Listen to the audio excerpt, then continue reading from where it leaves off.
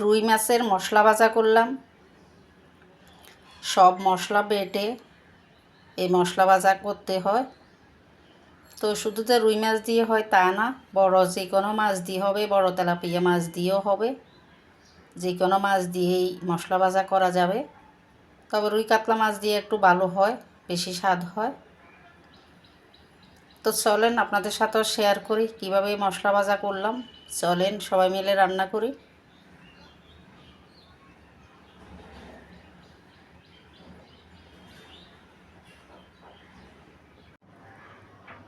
রুই মাছ ভালো মতো ধুয়ে লবণ হলুদ মরিচ দিয়ে মেখে নিলাম। এখন ভেজে নিব।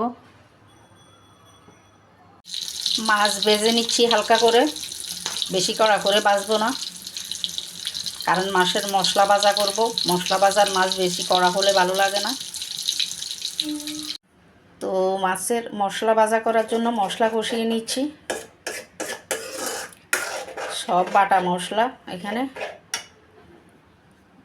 তো এই মশলাটার মধ্যে দিলাম এখানে পেঁয়াজ বাটা, রসুন বাটা, আদা বাটা, কাঁচামরিচ বাটা, লবণ হলুদ মরিচ জিরা গুঁড়া সব দিয়ে একটা পেস্ট বানিয়ে নিলাম জল দিয়ে। এখন ওটা কষিয়ে নিচ্ছি।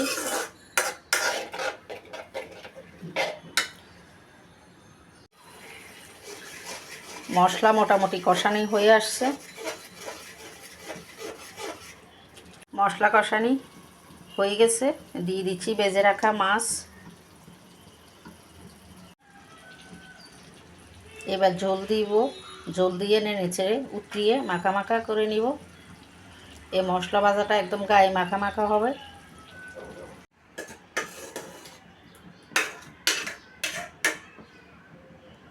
উতরিয়ে নিব।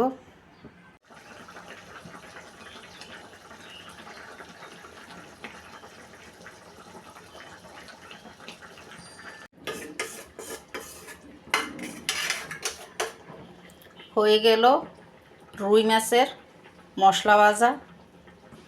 সেই স্বাদ হয়, নিজে রান্না করে নিজেই বলছি না, একবার রান্না করে খেয়ে যদি খান তখন বুঝবেন কেমন টেস্ট এই মশলা ভাজা।